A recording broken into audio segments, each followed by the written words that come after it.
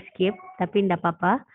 Artinya paling tidak adik-adik kembali mengingat topik-topik yang diajarkan di neurofisiologi ya.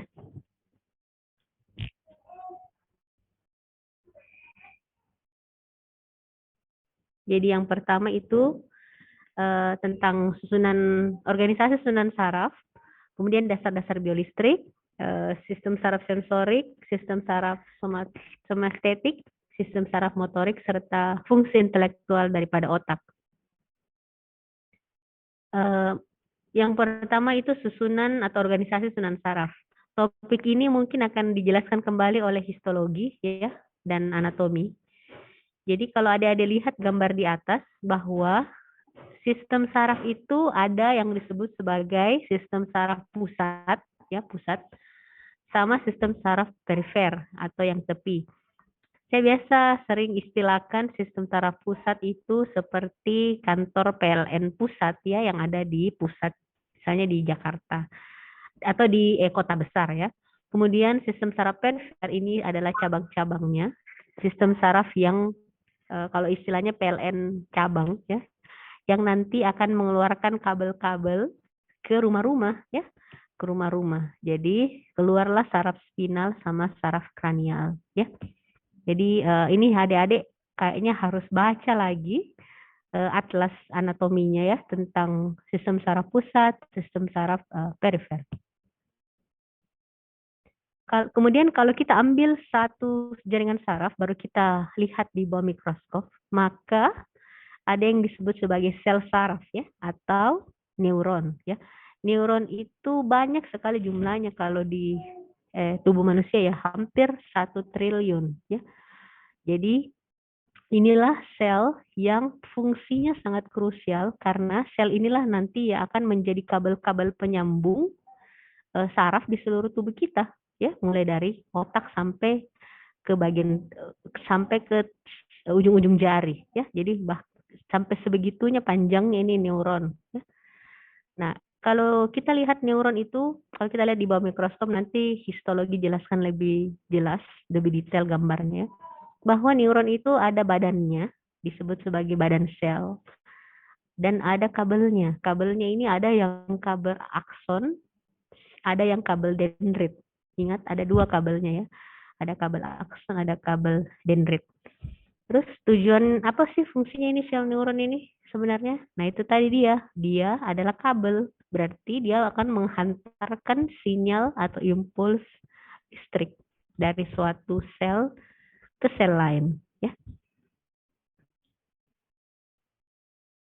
ya ini mungkin gambarnya ada bisa lihat.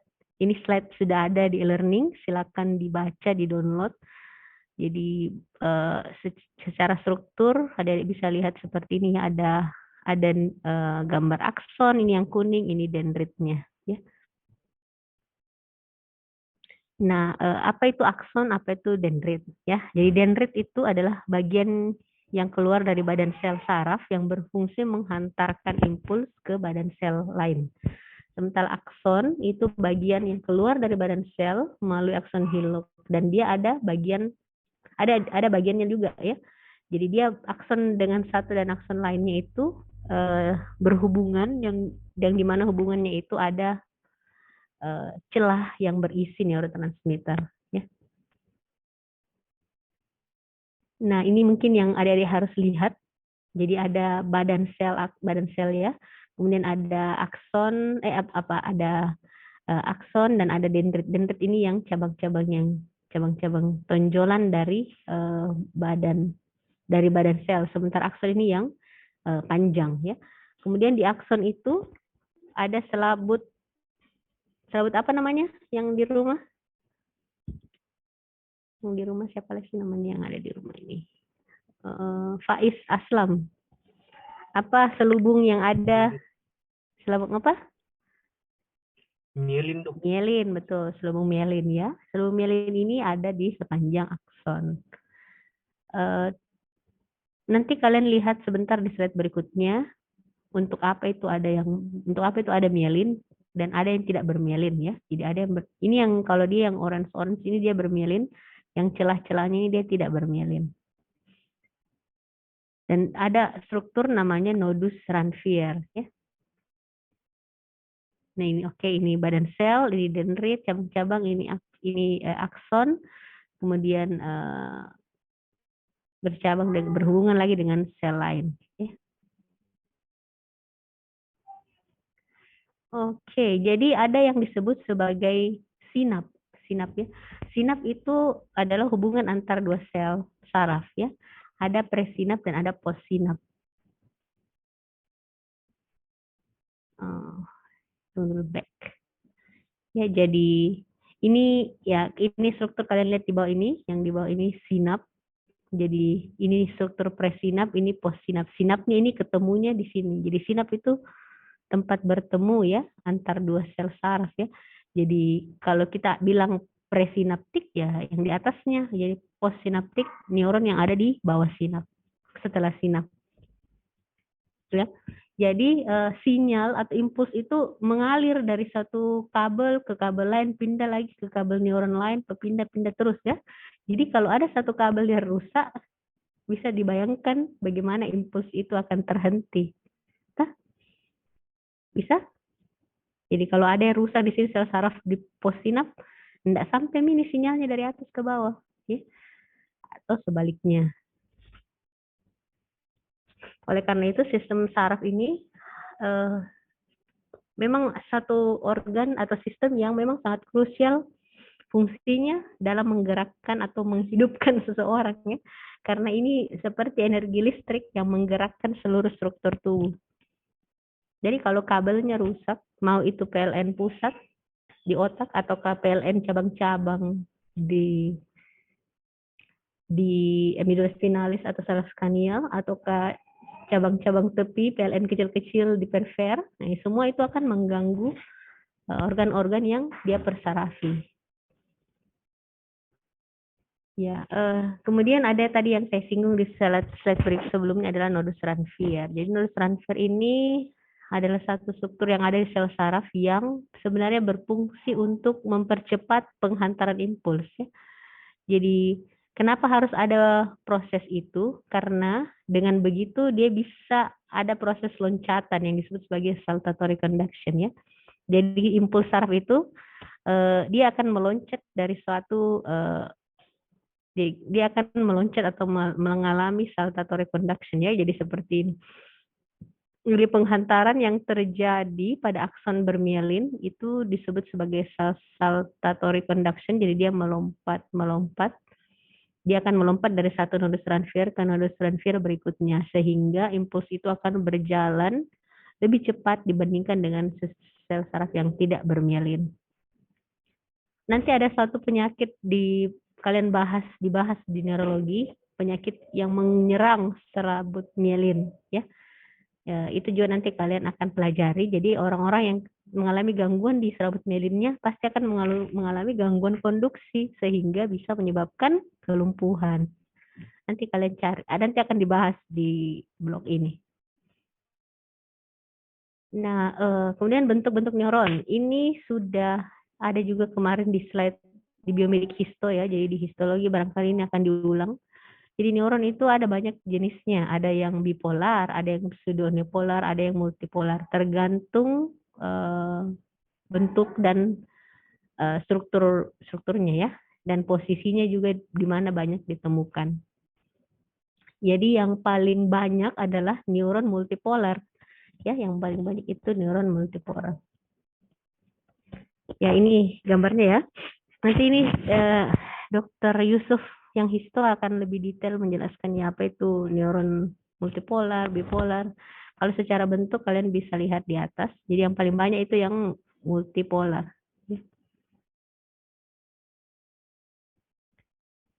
Kemudian neuron itu kalau dia dengan satu neuron lain, dia itu akan saling berhubungan ya. Neuron satu dengan neuron lain dia akan saling berhubungan. Ada yang disebut sebagai neuron sensoris, ada neuron motorik, ada interneuron. Ya. Jadi neuron yang bersifat sensoris atau neuron aferen itu biasanya berasal dari sistem saraf pusat ke medula spinalis. Ya. Kemudian neuron motorik itu neuron yang neuronnya itu dari sistem saraf medula spinalis sampai ke perifer ya, atau biasanya ke otot, ke efektor lainnya. Sementara interneuron atau neuron konektor ini biasanya terletak di medula spinalis dan jumlahnya ini paling banyak ya. Jadi neuron yang interneuron ini yang akan saling menghubungkan antara neuron sensoris dan neuron motorik di medula spinalis. Ya, selain itu tadi Alan saya singgung tentang sinap ya. Jadi hubungan antara satu neuron dengan neuron lain kan ada itu namanya istilahnya sinap ya, sinaptik sinap. Sinap itu pertemuan ya. Di pertemuan ini di titik sinap ini sinyal itu berpindah dari satu neuron ke neuron lain dengan banyak cara ya. Bisa lewat sinap listrik, bisa lewat sinaptik kimiawi lewat neurotransmitter ya. Jadi seperti kalau saya bicara begini maksudnya begini. Jadi ada suatu sel saraf satu mau menghantarkan sinyalnya ke sel saraf 2. Pertemuan sel saraf 1 dan sel saraf 2 itu namanya sinap. Tapi dia mau berkomunikasi pakai apa nih? Bisa pakai listrik, namanya sinaptik listrik. Bisa pakai perantara kimia, namanya neurotransmitter. Ya. Jadi neurotransmitter adalah suatu zat yang mentransmitkan, memindahkan suatu informasi dari satu sel ke sel lainnya. Neurotransmitter ini banyak sekali jenisnya. Oke, ini masih oke. Selain sel neuron, ada juga yang disebut sebagai sel-sel satelit, ya. Jadi yang utama kan itu namanya sel neuron ya, yang tadi sel saraf. Tapi ada juga sel satelit ya. Sel satelit itu ada dua, ada sel neuroglia, ada juga sel Schwann dan sel satelitnya. Jadi neuroglia ini banyak jenisnya, ada sel epidermal, ada oligodendrosit, ada astrosit, ada mikroglia, dan sel Schwann ini yang ada di mielin ya, dan sel satelit. Ya, ini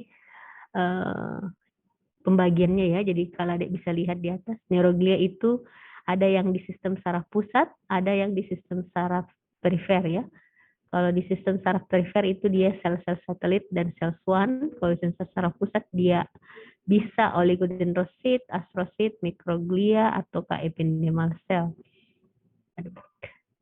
Nah, jadi selain neuron, ada juga sel-sel neuroglia ya. Jadi beda ya. Harus bisa dibedakan. Mana neuron, mana sel-sel neuroglia. Nah, nanti adik-adik akan belajar penyakit-penyakit yang menyerang sel-sel oligodendrosit misalnya. Atau yang menyerang sel astrosit. Banyak sekali nanti ada di kuliah-kuliah selanjutnya ya. Jadi penyakit apa yang menyerang sel-sel neuroglia.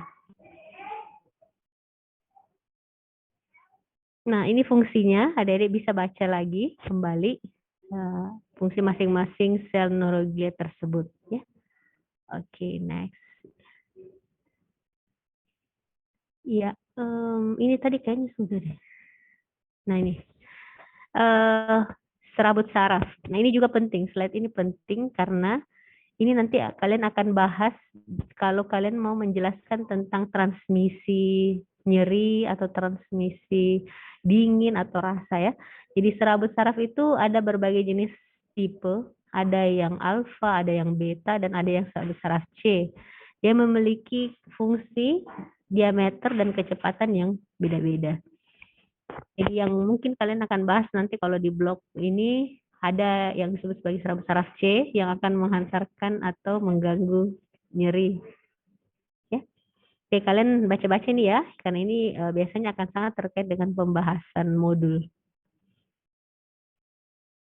Oke, itu tadi struktur secara besarnya saja sel-sel neuron. Kemudian kita masuk ke biolistrik. Jadi biolistrik ini adalah proses kelistrikan yang ada dalam jaringan tubuh atau sel makhluk hidup ya. Jadi seseorang itu dibilang hidup atau makhluk itu dibilang hidup kalau ada aktivitas biolistrik di dalam tubuhnya ya. Apa saja yang mendasari proses biolistrik ini? Kenapa bisa terjadi? Ya karena adanya perbedaan konsentrasi ion ya, baik itu di dalam maupun di luar sel. melalui suatu proses yang disebut sebagai potensial aksi. Ya, potensial aksi. Ingat kembali potensial aksi ya. Jadi listrik itu bisa ada karena ini, karena si aktivitas potensial aksi ini. Kalau tidak ada ini ya sama saja tidak bisa terjadi transmisi elektrik. Nah, jadi bayangkan sesudah sampai sekecil itu manusia itu diciptakan, sampai sedetail itu konsentrasi natrium dan kalium dihitung dan diatur seperti itu. Bayangkan kalau natrium kalium itu Tuhan maunya sembarang saja dosis kadarnya. Tidak bisa ya. Harus seperti itu supaya harus seperti sekarang karena perbedaan inilah yang akan menyebabkan perpindahan ion ya. Jadi kalau tidak ada perbedaan tidak mungkin dia berpindah ya. Jadi adik-adik ini hanya refreshing ya, jadi mengingat kembali ion apa yang ada paling banyak kadarnya di dalam sel, ion apa yang banyak di luar sel ya, supaya teringat kembali tentang proses potensial aksi yang terjadi di dalam sel saraf. Ya, jadi untuk definisi, jadi potensial aksi itu terjadi akibat difusi ion-ion kalium keluar sel dan ditandai oleh ion natrium yang masuk ke dalam ya, sehingga menyebabkan kondisi dalam sel itu menjadi lebih positif dibandingkan di luar sel ya. Jadi perbedaan itulah yang menyebabkan ion-ion itu bergerak ya. Jadi ini ya, seperti ini kalian bisa lihat yang banyak di dalam sel itu kalium, di luar sel itu natrium ya. Jadi di dalam sel sebelum terjadi depolarisasi dia akan menjadi sedikit negatif. Tapi kalau sudah ada depolarisasi, terbuka ion natrium, maka natrium akan masuk dan di dalam menjadi lebih positif ya. Setelah itu oleh karena itu grafiknya tadi dia negatif kan, dia akan mengalami lonjakan menjadi lebih positif. Lalu setelah itu terjadi depolarisasi, lalu kemudian repolarisasi. Repolarisasi itu dipompa kembali kaliumnya ke dalam dan natrium dipompa keluar ya. Jadi grafiknya kembali akan turun. Jadi proses ini harus terjadi yang disebut sebagai transmisi elektrik ya. Inilah yang akan terjadi sepanjang sel saraf itu. Oke, jadi ada berapa tahap ini? 1, 2, 3, 4, 5, 6, 7. Ya, kalian baca kembali tentang ini. Kayaknya ada di e-learning video animasinya, akan lebih mudah kalian pahami itu tentang potensial aksi. Ini sudah. Ini juga sama saja penjelasan yang tadi. Ya, transmisi sinaptik atau sinaps tadi kan ada dua ya, ada yang elektrik, ada yang chemical ya. Yang elektrik atau transmisi sinaptik itu yang seperti tadi potensial aksi. Sementara transmisi sinaptik inilah yang disebut sebagai transmisi yang diantarai oleh kimiawi atau neurotransmitter. Ya. Nah, sinaps yang saya sebutkan adalah pertemuan antara dua neuron ya. Jadi neuron yang sebelum sinap namanya neuron presinap, neuron setelah sinap namanya neuron pasca sinap.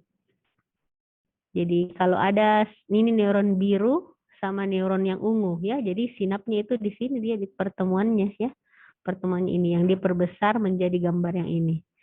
Di gambar ini yang neuron biru sama neuron ungu bertemu ya.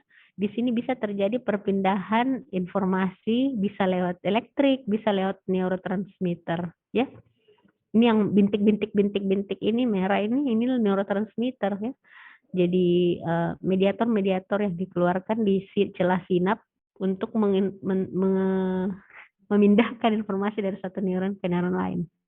Nanti ada penyakit yang akan mengganggu ini celah ini ya.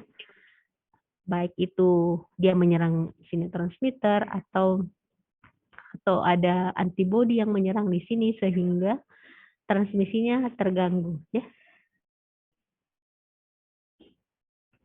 Oke, jadi ini ada sinap yang bersifat elektrik, ada yang bersifat kimiawi. Oke, kita coba lihat salah satu contohnya. Ini ya, ini jenis-jenis neurotransmitter banyak sekali ya.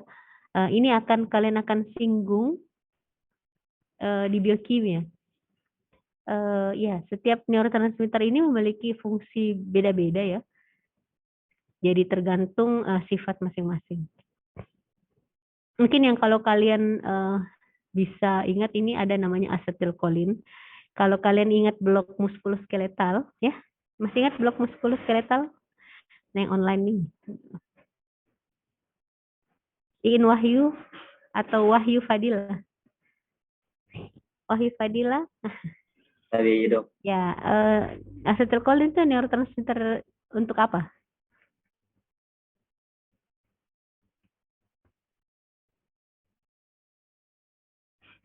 Oke, lupa. Tidak apa-apa, ada yang mau bantu? Ya, jadi saya coba ke slide selanjutnya, Dik. Nggak ada gambarnya, Dik. Ini saja. Tapi bukan ini. Ini 4. Oke, ini. Ya, jadi acetylcholine itu salah satu neurotransmitter yang ada atau sangat berperan dalam proses kontraksi otot. Ya, acetylcholine itu neurotransmitter yang dihasilkan oleh vesikel yang ada di neuron prasinap.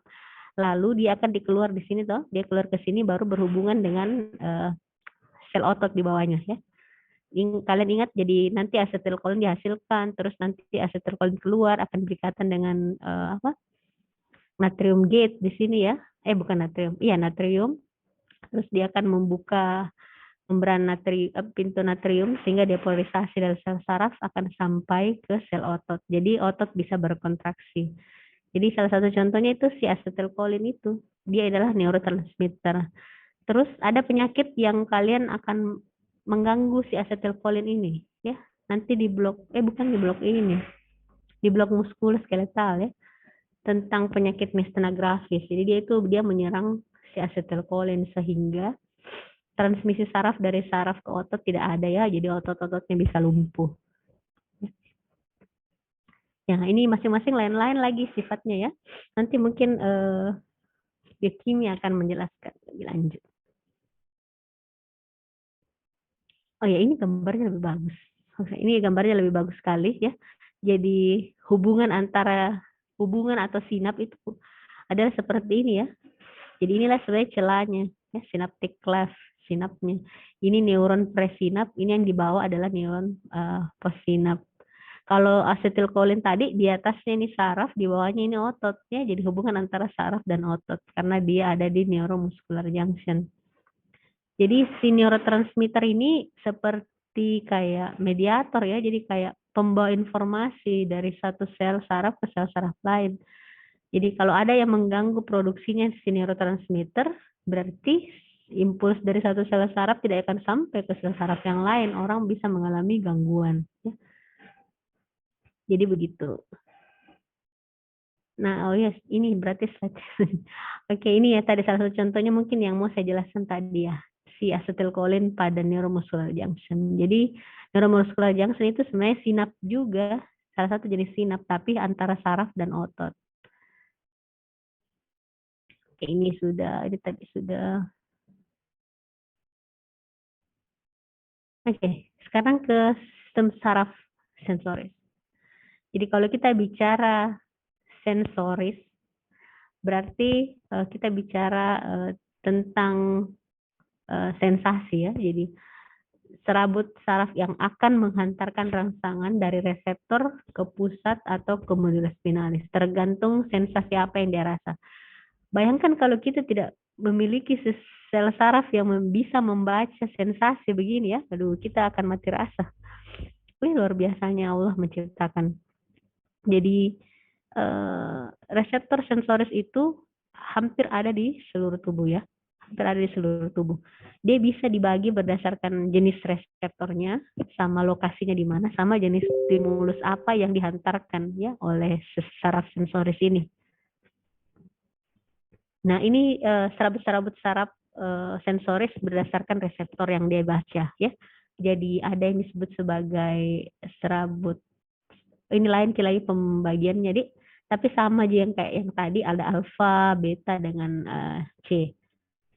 Ya, tergantung rasa apa yang dia bisa sensor ya, dia bisa rasa. Dan diameternya juga beda, diameter dan kecepatannya. Kalau dilihat semakin besar diameternya, kecepatannya juga semakin besar ya, dibanding misalnya diameternya kecil, kecepatan penghantarannya juga lebih lambat ya. Jadi penghantaran rasa mekanoreseptor itu beda Ki dengan nyeri, dengan gatal, dengan dingin ya, tergantung sensasi yang dibaca. Jadi kalau nanti kalian belajar di blog neuropsikiatri tentang penyakit-penyakit, akan ada yang namanya pemeriksaan saraf sensoris ya.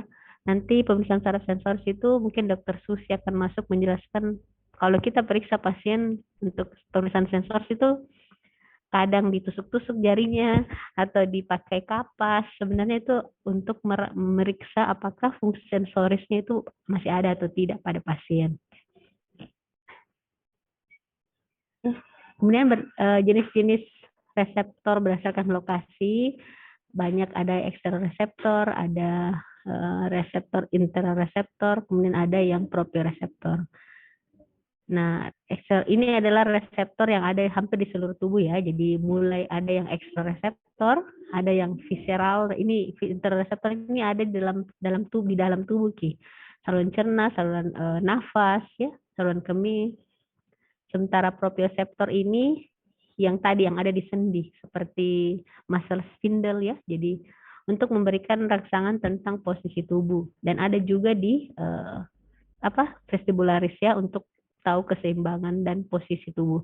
Jadi kita bisa tahu bahwa kita ini menengok ke sini, ke kiri, ke kanan ya. Kita tahu posisi tubuh kita ini sekarang duduk berdiri ya.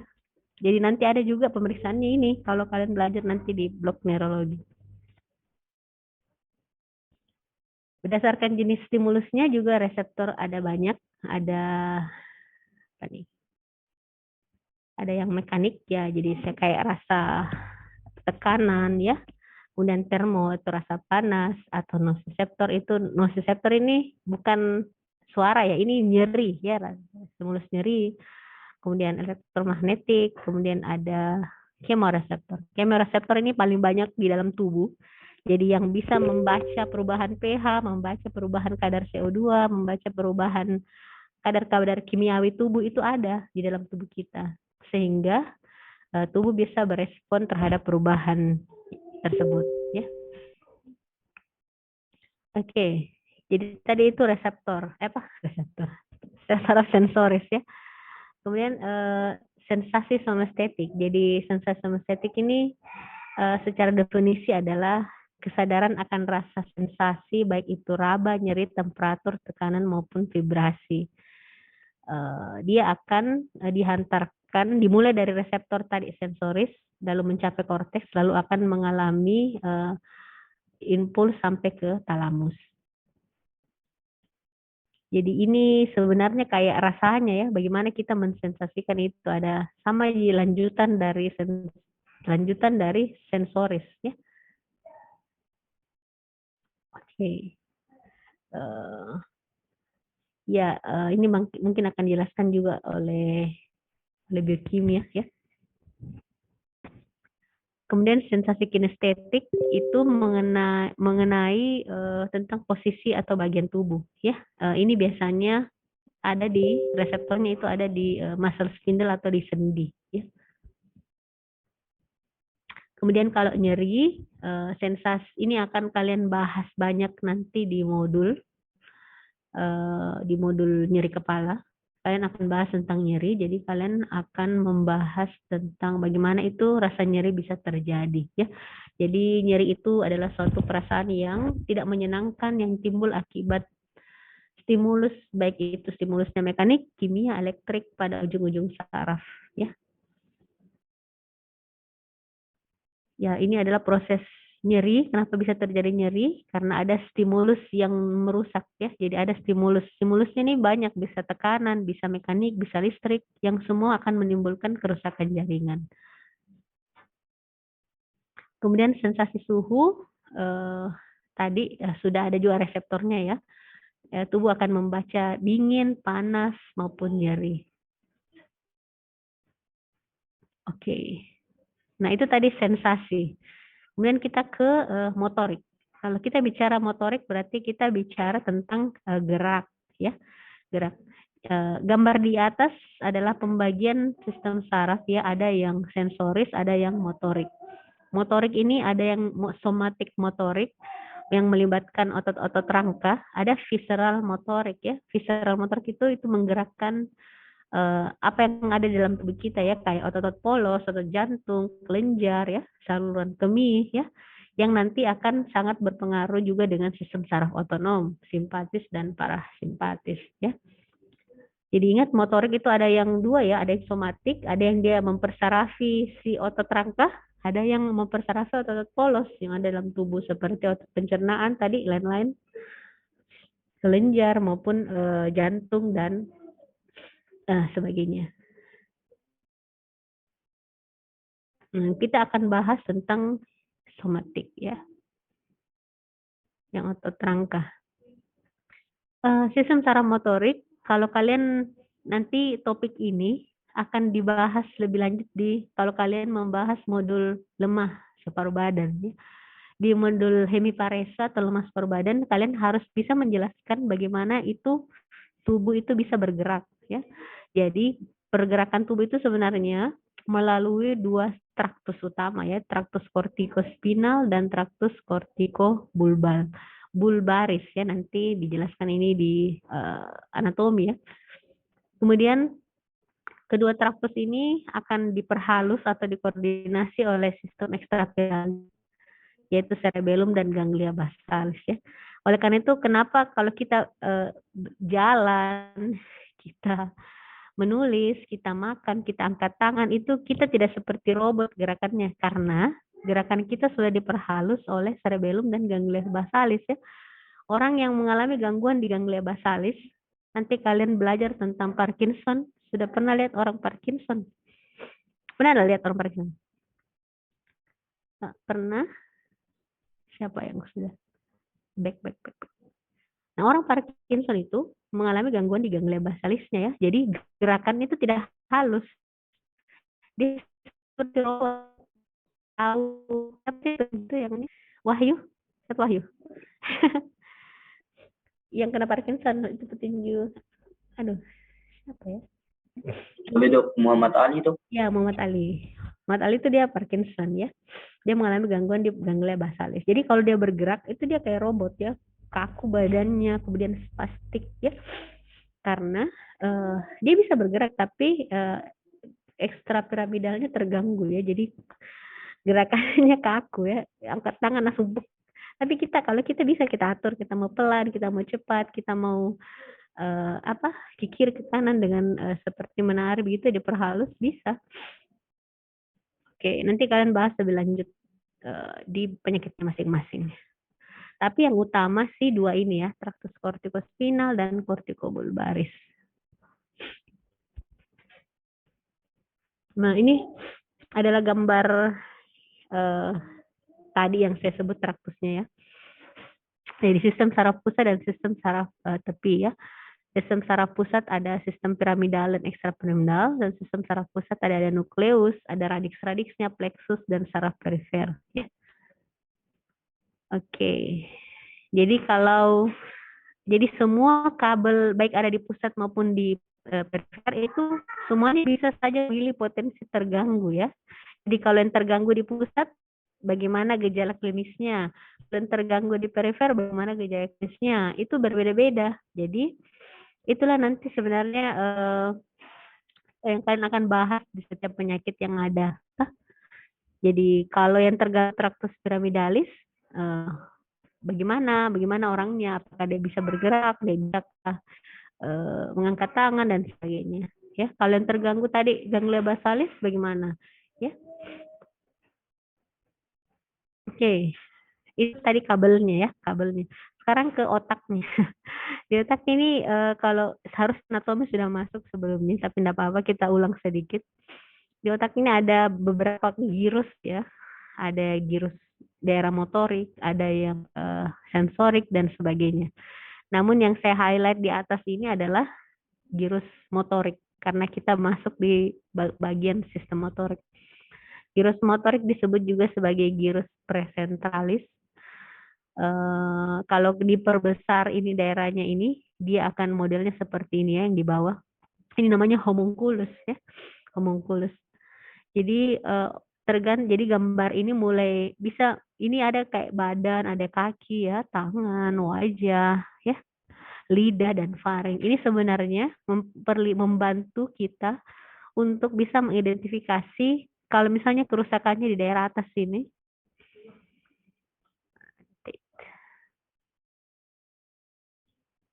Kalau misalnya kerusakannya daerah atas sini, berarti yang kemungkinan yang terganggu adalah kena kaki ya. Atau di sini tangan atau wajah ya. Jadi tergantung lokasi mana yang terkena sehingga orang itu mengalami gangguan atau kelumpuhan daerah situ.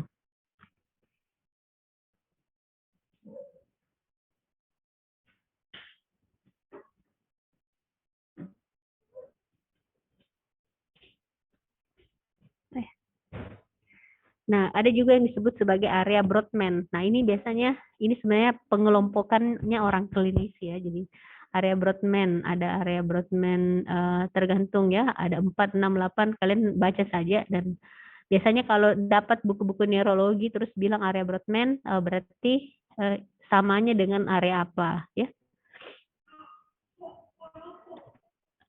Ya, ini saya rasa adik-adik bisa ulang kembali di atlas anatominya untuk mengingat saja mana yang gyrus motorik, mana sensorik, mana yang lain-lain ya, fungsinya di mana apa. Oke, mungkin di slide saya ini lebih banyak ke motorik karena memang itu yang akan dibahas banyak juga di modul nanti ya. Jadi korteks motorik ada namanya area motorik primer atau pada gyrus presentralis tadi ya.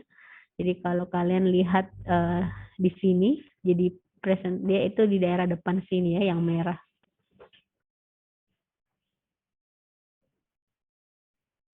Kemudian ada juga daerah premotorik, area motorik 6 ini yang biru ya.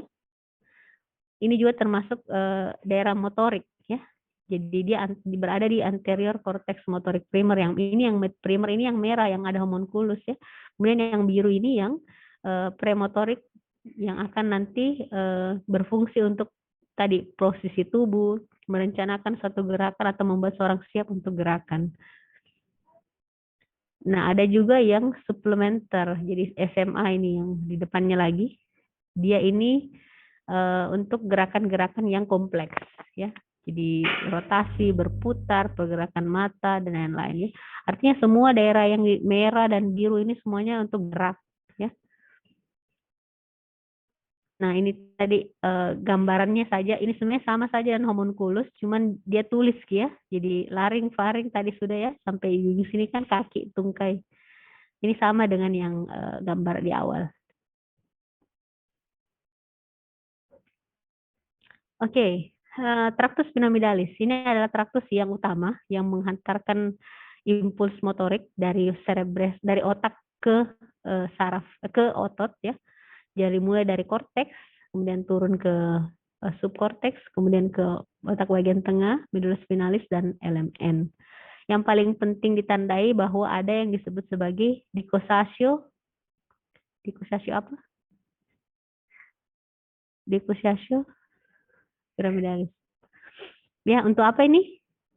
Kenapa bisa ada? Ada memang. Ya, jadi sebagian besar itu saraf dari otak. Kalau untuk motorik, dia akan menyilang di dissociatio piramidalis ya. Dia akan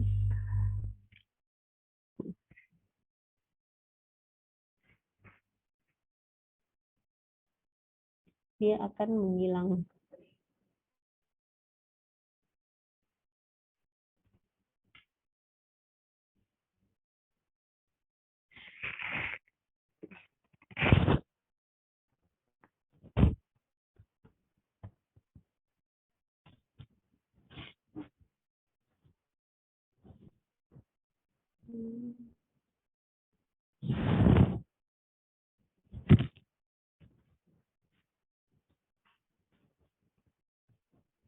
Ya, coba kita lihat ya. Ini mungkin bisa lebih jelas. Yang di sebelah sini, sebelah sini itu yang piramidalis. Yang tractus corticospinalis ya, yang utama. Yang ini corticobulbaris. Jadi ini bisa kalian lihat ya, dia lewat mana saja. Nanti dia akan bersilang di sini. Di decussatio piramidalis. Lalu karena itu, kenapa kalau ada kerusakan di sebelah kiri otak, bagi ya lumpuh biasanya sebelah kanan. Sebaliknya kalau yang rusak sebelah kiri ya lumpuhnya sebelah kiri, lumpuhnya sebelah kanan. Urusan sebelah kanan lumpuhnya sebelah kiri ya, karena ada tadi ini decussatio piramidal. Kemudian yang corticobulbar tidak turun ya, dia tidak menyilang. Terus dia menyilang yang ini, tergantung nervus cranialisnya ya. Oke. Oleh karena itu, kalau kalian sampai di modul kelemahan badan, kelemahan separuh badan, lesi itu bisa terjadi di setinggi otak atau setinggi medula spinalis, atau bisa gangguannya ada di saraf-saraf tepi ya, atau gangguannya bisa ada di sinap neuromuskular. Jadi tergantung. Kalau lesinya itu pada saraf pusat, mulai dari otak sampai medula spinalis, maka lesinya itu akan bersifat upper motor neuron deficit ya. Kalau lesinya itu keluar dari medula spinalis, misalnya dia ke saraf-saraf spinal ya, atau saraf-saraf kranial, maka lesinya bersifat lower motor neuron ya, deficit. Nah, beda juga kalau gangguannya di neuromuscular junction ya, misalnya mesena gravis, lesinya juga pasti gejalanya lain. Apa itu upper motor neuron lesi, apa itu lower motor neuron lesi, bagaimana gejalanya? Mungkin akan lebih detail neurologi jelaskan ya. Ini gambarnya saja kalian bisa pahami. Jadi kalau lesinya di atas sampai medula spinalis, itu lesinya upper motor neuron. Kalau dia sudah keluar dari medula spinalis, lesinya bersifat lower motor neuron. Ini sangat berbeda gejala klinisnya di neurologi ya. Ada yang hiperrefleks, nanti ada yang tidak ada refleksnya sama sekali, tergantung kerusakannya. Ya ini mungkin tapi bahasa Inggris ya. Nanti orang neurologi akan jelaskan lebih detail ya. Ada yang UMN, ada yang elemen, lesinya bagaimana. Bisa dari kelemahan ototnya, jenis tipe refleksnya ya. Apakah ada wasting atau adakah fasikulasi atau tidak. Oke, selanjutnya tentang refleks. Ini banyaknya slide. Refleks ini saya rasa sudah kalian dapat di mana ya, di praktikum biomedik adakah refleks? Jadi refleks itu adalah suatu respon yang timbul hanya lewat lengkung medula spinalis ya, dia tidak lewat ke atas ya, namanya juga refleks ya. Kalau refleks berarti langsung direspon, tidak harus dilapor ke otak, itu namanya refleks. Jadi refleks itu biasanya melibatkan stimulusnya dulu, kemudian setelah itu ada neuron yang membaca refleks itu, reseptornya, kemudian ada neuron sensoris yang menghantarkan sinyal refleksnya, lalu ada interneuronnya penghubung, kemudian dihantarkan ke neuron efektor, neuron motorik, baru dia akan membuat kontraksi otot yang distimulasi. Ya, jadi begitu refleksnya, maksudnya dia tidak perlu lewat di atas. Di neurologi atau blok neuropsychiatry, kalian akan belajar banyak sekali pemeriksaan refleks. Ada refleks tendon. Refleks ini yang digambar ini adalah salah satu jenis refleks tendon ya, karena yang distimulus adalah tendon ini. Ada juga nanti ini namanya kalau di neurologi refleks apa sih?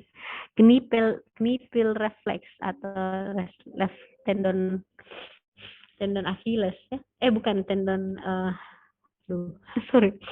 Ada juga yang bicep, ada yang tricep, ada yang Achilles, jadi tergantung. Jadi banyak sekali nanti jenis refleks. Nah, ini yang disebut sebagai refleks fisiologis. Artinya refleks yang kalau distimulasi ya akan muncul, namanya refleks fisiologis. Ada juga refleks patologis. Nanti neurologi akan jelaskan bahwa refleks patologis itu harusnya refleks yang Harusnya tidak ada pada orang ini, tapi kenapa dia ada? Ya, itu banyak juga jenisnya. Oke, jadi refleks banyak ya. Nanti kalian belajar ada yang refleks bicep, tricep, keni, ada yang tricep, ada yang Achilles juga ya. Oke, ini mungkin yang slide terakhir ya, tentang fungsi intelektual otak. Jadi saya pribadi itu sangat kagum dengan organ yang satu ini ya, otak, karena seperti komputer, dialah sebenarnya yang menggerakkan kita, yang membuat kita bisa berpikir. Oleh karena itu, kenapa otak memiliki fungsi intelektual? Adakah organ lain yang memiliki fungsi intelektual? Jantung? Paru-paru? Tidak. Otak yang memiliki fungsi intelektual. Jadi di otak itu selain tadi korteks motorik, sensorik, asosiasi, dan lain-lain, ternyata korteks memiliki daerah-daerah yang penting untuk bisa berperan dalam proses intelektual, ya, yang disebut sebagai daerah asosiasi. Jadi daerah asosiasi itu ada daerah parieto-occipito-temporalis, ada daerah prefrontalis, sama daerah limbik. Jadi semua ini yang sangat besar perannya, daerah-daerah di otak yang berperan dalam proses intelektual. Ini gambar korteks cerebri. Ini kayaknya hanya untuk mengulang kembali ya, bahwa girus-girus mana saja yang ada di otak. Setelah kuliah ini, sebentar malam, silakan dibuka kembali sobotanya ya, dibuka kembali catatannya. Meskipun materi anatomi belum masuk, tapi tidak apa-apa, kalian belajar mandiri, baca lagi kembali slide waktu biomedik. Di otak itu ada apa saja sih area-areanya ya, lobus-lobusnya ya, yang ada di otak. Lobus kan? Girus. Kalau lobus, girus yang ada di otak ya. Nah, di sini kalian bisa lihat ada daerah Broca untuk bicara, ada daerah Wernicke ya, kemudian ada daerah visual, daerah auditory ya, dan lain-lain. Oke, di slide awal tadi ada saya bilang area asosiasi. Area asosiasi yang pertama itu area asosiasi parieto-occipito-temporalis ya. Jadi ini fungsinya untuk menganalisa koordinat ruang, untuk pemahaman bahasa, proses visual sekunder, atau untuk memberi nama kepada suatu objek. Jadi saya tahu bahwa ini namanya laptop, bahwa ini namanya handphone, bahwa ini namanya siapa ini namanya yang di depan saya. Ya, jadi kita tahu itu yang nomor 4. Kita bisa tahu, oh ini namanya headset ya, oh ini namanya meja. Nah, itu kemampuan daerah asosiasi ini ya. Nanti kalau di penyakit, nanti ada penyakit ya yang kalian harus periksa pasien untuk bisa memeriksa fungsi kognisinya. Termasuk itu di tes benda ini, Bapak tahu namanya? Benda ini tahu namanya apa? Ya. Itu namanya pemeriksaan mini mental ya, MMSE. Nanti orang-orang yang demensia, orang-orang yang mengalami kepikunan itu akan dites dengan tes-tes itu.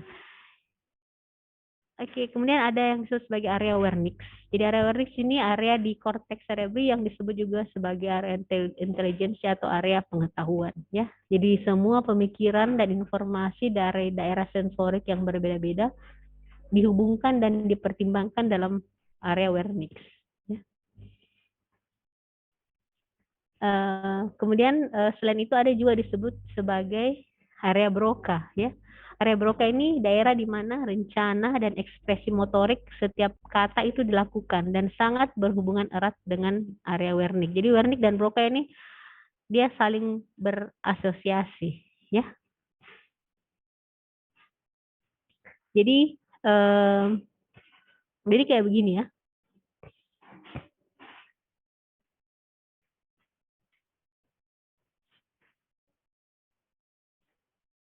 Ya, mengucapkan kata-kata yang didengar ya. Jadi misalnya kalian lihat ini sinyalnya. Jadi pertama didengar dulu ya. Misalnya saya menyebutkan sebuah nama, misalnya sebuah benda ya, misalnya meja. Orang itu akan mendengar, dia akan ditangkap oleh telinganya, dia dengar, dia akan terima impuls itu ke area Wernicke-nya. Dia tahu, oh ini meja. Jadi saya itu disuruh coba ulang meja, maka sinyal itu akan dihantarkan ke Broca dan dia akan menyebutkan meja juga. Oke. Jadi orang yang orang yang mengalami afasia. Jadi nanti kalau kalian nanti masuk di neurologi, ada orang menderita afasia, itu dia tidak bisa bicara, tapi dia paham apa yang kita bilang. Berarti area sensorik wernicnya itu bagus, ya. Pernah lihat orang stroke, tapi tidak bisa bicara, tapi dia tahu yang kita bilang apa. Bisa juga, nah itu maksudnya jadi seperti ini. Jadi dia bisa dengar, kemudian kita minta ulang, dan itulah Broca yang mengeksekusi bicara ulangnya. Terus mengucapkan kata-kata yang ditulis. Jadi kalau misalnya kita minta dia mengucapkan kata-kata yang ditulis, maka yang bekerja adalah dia lihat tulisan. Setelah itu dia pahami tulisan ini apa artinya, setelah itu dia sebutkan. Jadi nanti ini terlalu gambar. Jadi artinya proses ini nanti akan kalian lakukan kalau kalian melakukan pemeriksaan mini mental ya pada orang-orang yang demensia pikun ya. Jadi alur informasi ini yang akan terjadi.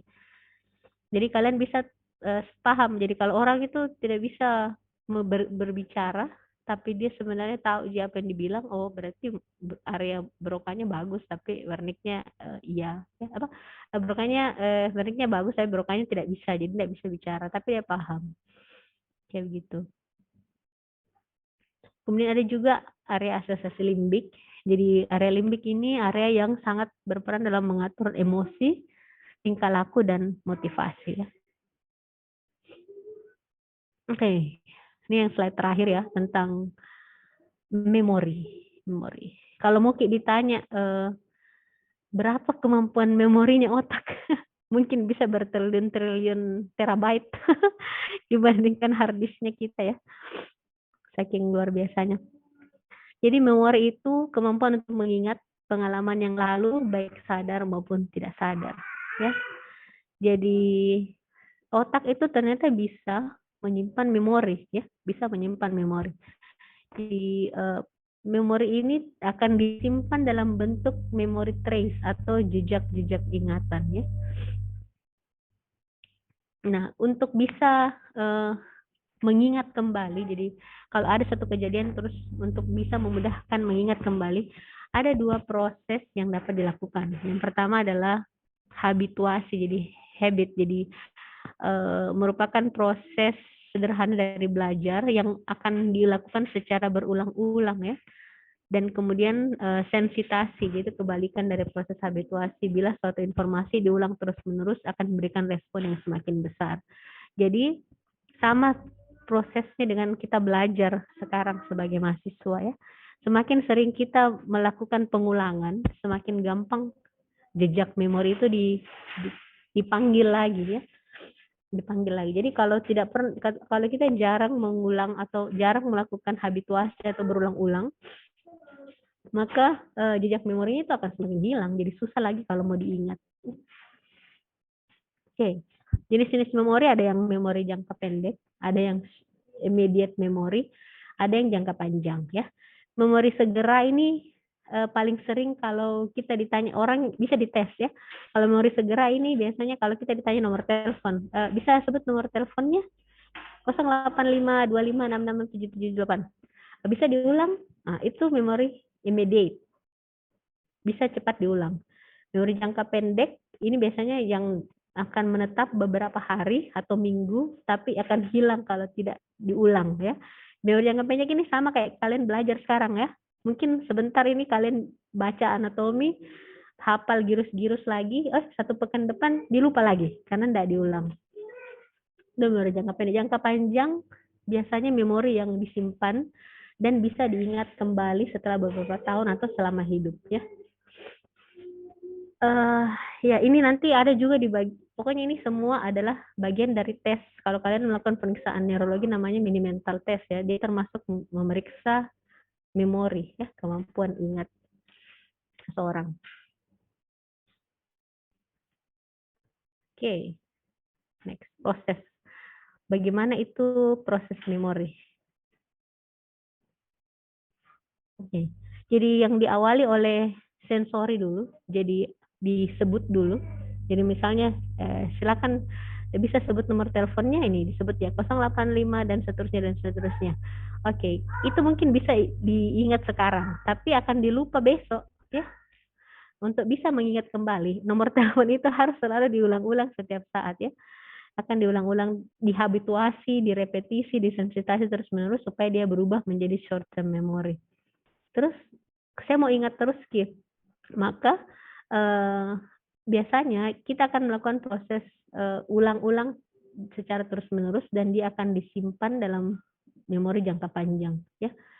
Namun biasanya akan hilang sebagian ya. Jadi biasanya yang diingat itu hanya konteksnya saja. Detailnya itu biasanya akan hilang ya. Jadi oleh karena itu dalam proses belajar sangat penting sebenarnya memahami konsep ya dan mengulang-ulang konsep itu. Tidak perlu harus sedetail Atlas Sobota misalnya atau sedetail penjelasannya Gaiten atau Shirut. Tidak, tapi memahami konsepnya itu lebih bagus karena yang bisa diingat atau yang bisa ditarik kembali sebenarnya hanya sedikit, tapi konsepnya itu bisa dipahami. Nah, ya inilah sebenarnya yang harusnya terjadi ketika kita belajar ya. Sensitasi dan habituasi berulang-ulang itu akan lebih bagus. Habis nih. Iya. Oke, kayaknya itu slide saya. Cukup banyak, Dik. Tapi ini hanya pengantar ya, artinya intinya adalah gimana ini yang di hall? Masih ada nih. Tunggu.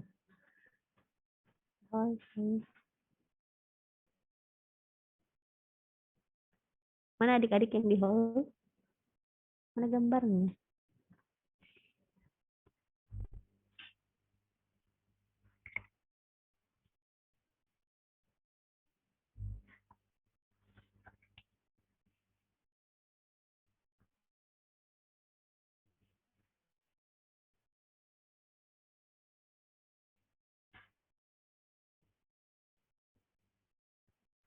Iya, ada yang mau ditanyakan, Dek?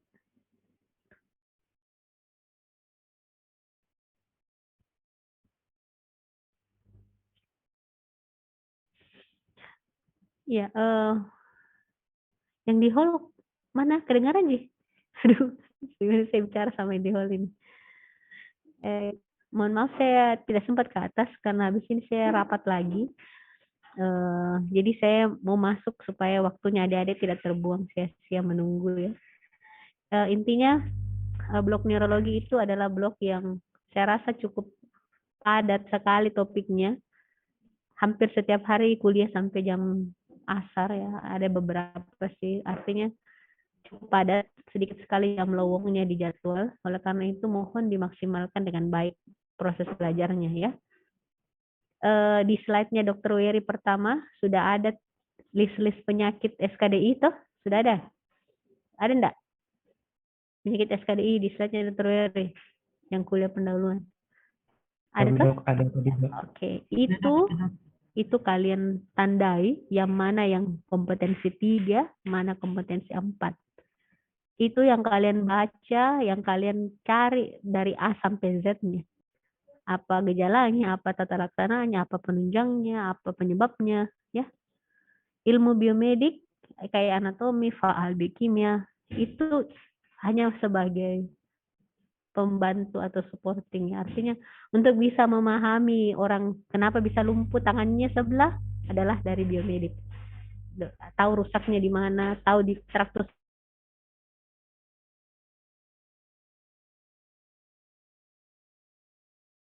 atau penyakit-penyakit yang jarang ditemukan. Tuh apa kalian tidak akan dapat sih.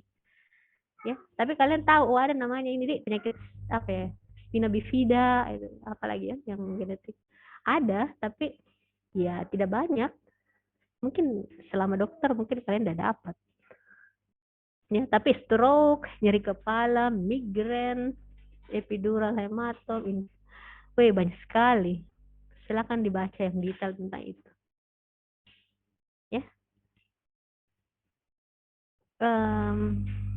Oke, ada yang mau ditanyakan?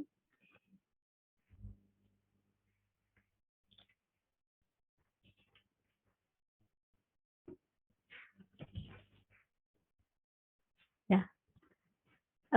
Kalau tidak ada, Mungkin sudah cukup saja, Dik. Ini sudah masuk asar belum? Terima kasih banyak atas waktunya. Mohon maaf saya ini cepat-cepat dan mengambil jamnya dosen lain karena belum juga ada infonya sampai sekarang. Kalaupun tidak ada dokter Sani hari ini, mungkin saya reschedule di hari Sabtu tak. Tidak apa-apa ya, mungkin online bisa aja dari rumah. Tapi jangan menunggu dokternya masuk sebelum itu. Artinya kalian sudah baca memang lah. Buka lagi Sobotata, buka lagi ini gambar-gambar otak, tahu lagi apa itu girus-girusnya ya, traktus. Terutama tadi nih traktus-traktus yang saya sebut ya. Nih, kalian hafal ini jalur-jalurnya ya. Karena nanti ini akan banyak dibahas di modul, terutama modul hemiparese. Oke, tetap semangat sih yang di ruangan, tetap semangat. Ini adalah blok ketiga sebelum blok C-cell. Mudah-mudahan bloknya lancar ya. Dan jujur memang ini blok yang topiknya banyak sekali ya. Saya juga sebagai pengelola blok sama Dr. Wery kayak tak kaget-kaget kalau harus melihat ini topik sebanyak ini. Ya karena ada 2 topik besar ya, neurologi dan psikiatri. Tapi itu tadi efisiennya adik-adik ya, pelajari yang kompetensi 3 dan 4 lebih banyak. Oke. Karena itu yang akan banyak dibahas, didiskusikan, ditanyakan di setiap soal ujian ya. Ya, ada lagi deh mau ditanya? Oke, kalau tidak ada mungkin demikian nih saya akhiri dengan ucapan billahi taufiq wal hidayah. Wassalamualaikum warahmatullahi wabarakatuh. Jangan lupa absen ya. Iya, terima kasih Dek. Oke, yang di ruangan mungkin boleh pulang karena sudah selesai nih. Ya, selamat beristirahat. Iya dok, terima kasih banyak dok. Ya, sama-sama. Assalamualaikum.